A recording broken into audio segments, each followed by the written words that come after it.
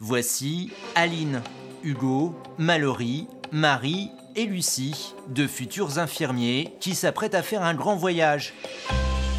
Direction l'Inde et la ville de Faridabad, à 2 pas de New Delhi. Nos 5 étudiants ont décidé de s'engager auprès d'une association qui vient notamment en aide aux enfants défavorisés.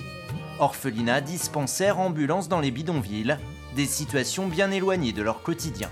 C'est quelque chose qui va nous choquer aussi entre guillemets quand on va arriver parce que c'est pas des choses qu'on a l'habitude de voir ici en France. Et en même temps, ça va être extrêmement enrichissant. C'est ça aussi qui nous plaisait, le fait que du coup on ait plusieurs missions et qu'on puisse faire des choses complètement différentes.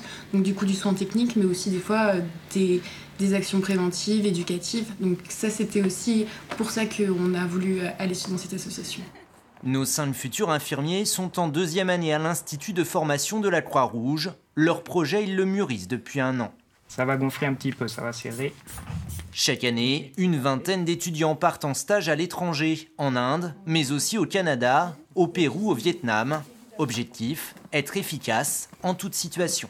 Si on n'a pas assez de compresses, comment est-ce qu'on va faire pour faire un soin avec pas autant de compresses qu'on le voudrait à la normale. Donc c'est s'adapter justement à ces différents soins.